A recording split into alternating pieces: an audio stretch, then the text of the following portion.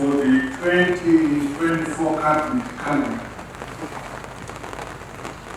A synopsis of the business conducted during the year reveals that as government we have made good headway in our people-centered national development agenda.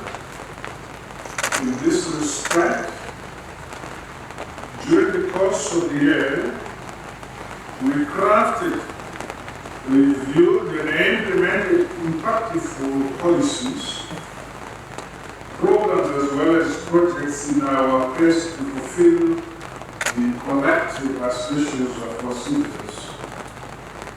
In a nutshell, the 2024 cabinet calendar was a success with its robust and frank deliberations by cabinet members.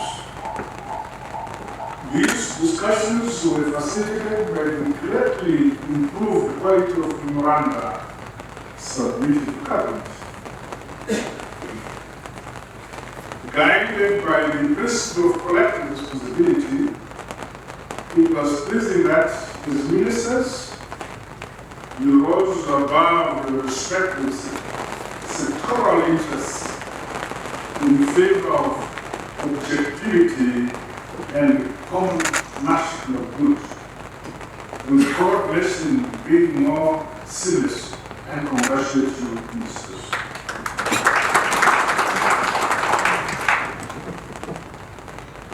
Let me, however, hasten to emphasize that cabinet processes are empowered on the timely submission of vital documents and regular attendance by ministers and officials. These include both ad hoc as well as standing cabinet committees. There was some tendency by ministers and senior officials to absent themselves from meetings is untenable. In some cases, junior officials are delegated to attend and man bench room meetings. This culture is tantamount to dereliction of duty by the particular minister. Permanent secretaries should ensure that in the absence, all directors and above should attend working party meetings.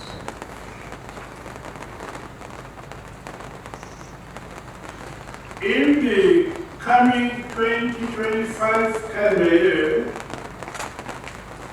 the Chief Secretary is directed to strictly monitor individual attendance and ensure that errant ministers and officials toe the line or risk dire consequences on the cost. Ministers should remain mindful that cabinet business takes precedence over all other business. In cases where deputy ministers are assigned, they should be adequately capacitated to enable active participation in the requisite deliberations. To this end, I direct that in the 2025 program cycle and going forward, deputy ministers must now sign performance contracts also.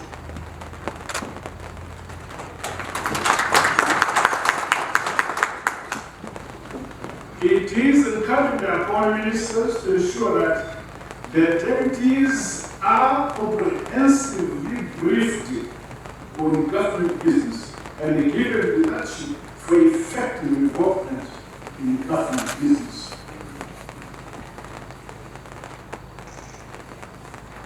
Comrades, Zimbabwe's assumption of the SADC chairmanship during the fourth SADC summit in August and subsequently the holding of the SADC extraordinary summit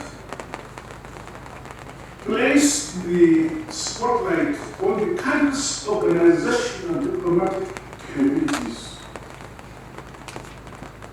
I'm profoundly grateful to you all for the planning and hard work exhibited during the preparatory stages and the actual hosting of the events. I say to you, colleagues, well done.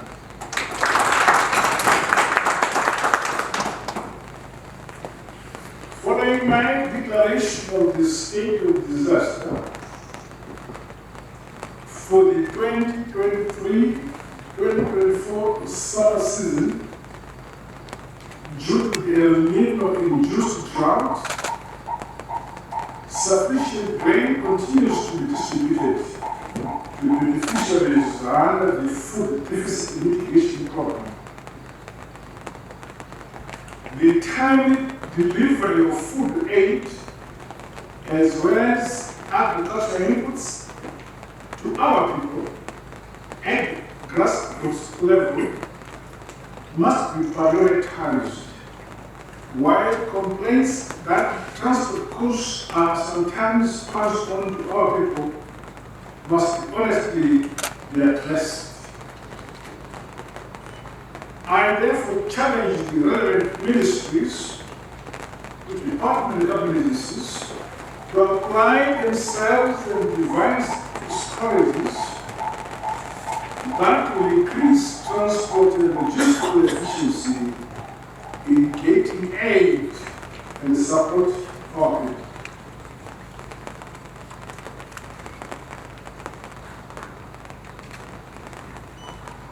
On health and child care issues, I commend stakeholders in the sector for implementing the multi-pronged interventions which saw us combat the cholera outbreak during the first half of the year. However, the lingering threat of cholera and mpox, among other public health emergencies, will be cautiously monitored. Mechanisms are in place to deploy the recently approved multi-hazard contingency plan to curtail the effects of floods and other national disaster emergencies. I call upon you to provide leadership and assist your communities to mitigate damage and harm to property and life in the wake of the spring rainfall season. On the economic front, the revision of economic growth projections on the back of El Nino-induced drought negative impact on agricultural output was inevitable. However, we remain resolute and optimistic that the fiscal and monetary reforms introduced during the year will increasingly underpin currency stability and usher economic rebound.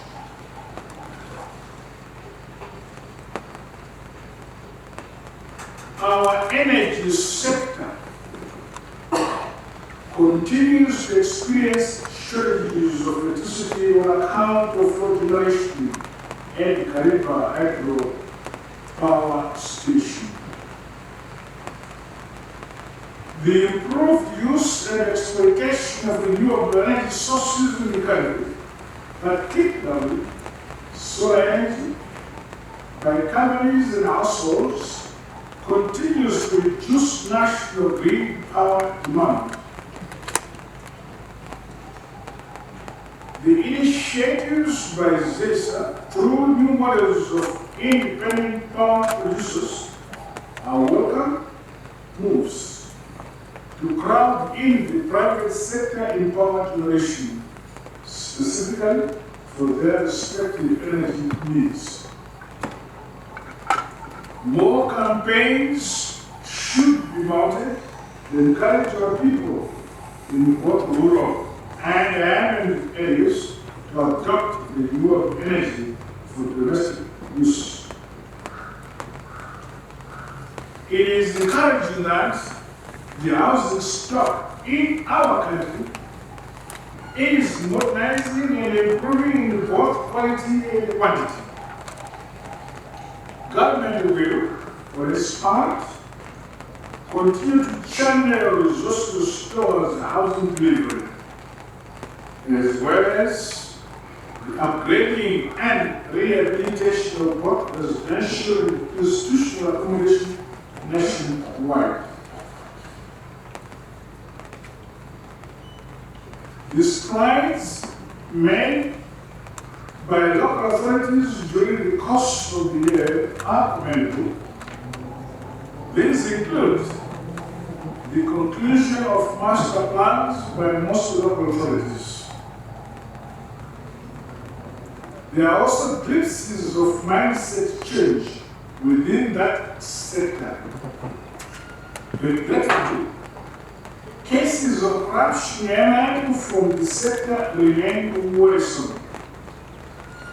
The bold decision by Arara City Council to transfer waste disposal and management to private entities should be supported and replicated in other local authorities. Quality service delivery to our citizens remains the core objective. The modernization and development indicators that are evident throughout all provinces, the districts of the country, undoubtedly speak to the ongoing success of our decentralization and evolution agenda. This has seen and improved the standard of life and living environments for our people with enhanced basic social services infrastructure, particularly in health and education, as well as water and sanitation. Meanwhile, our adoption of the Zimbabwe intergovernmental fiscal system administrative manual should help foster transparency and accountability in the utilization of resources dispersed by central government.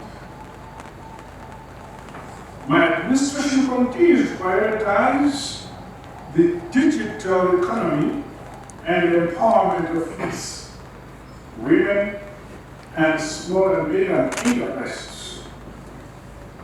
Innovative financing models should be pursued to accelerate the reconstruction of Mali traders' market in the aftermath of an unfortunate fire disaster.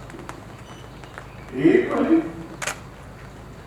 the modernization of workspaces throughout the country must remain on our priority list to guarantee that our people enjoy the dignity of work.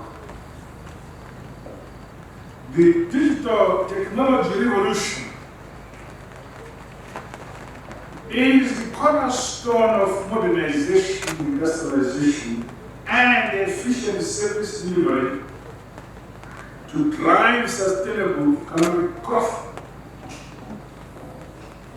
Inroads in the digitalization of government information and services are occurring at a worrying slow pace. It is a misnomer that with abundant ICT skills and capacities among our young people, our government has only a few functional and up-to-date ministry websites. More should be done to improve this situation. Likewise, government communication, dissemination strategies, and overall messaging must be improved.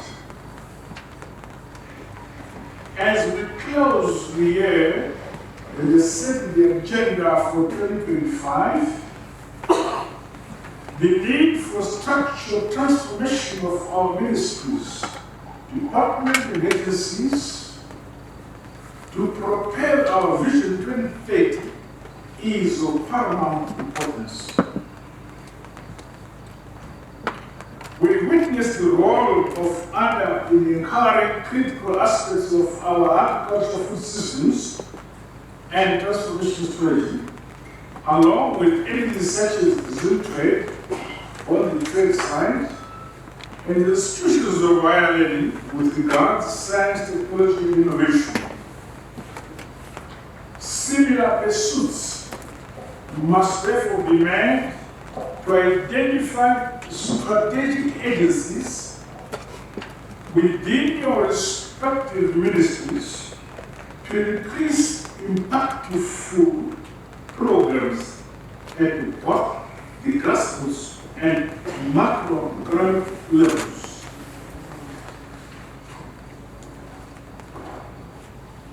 Comrades, as Cabinet takes a well-deserved break, I think,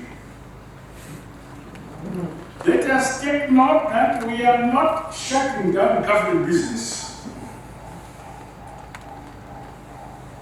and subsequent delivery of services.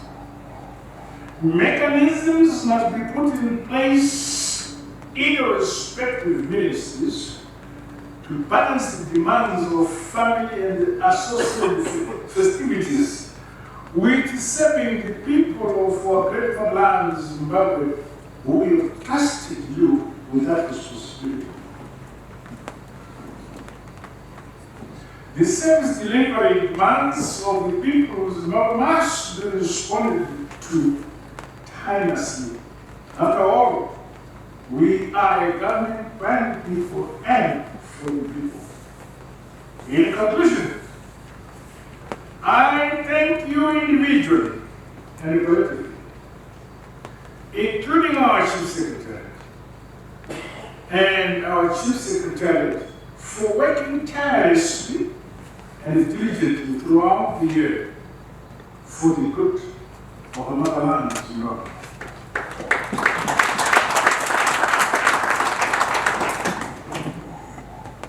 I expect that the majority of you will enjoy end of year festivities with your families.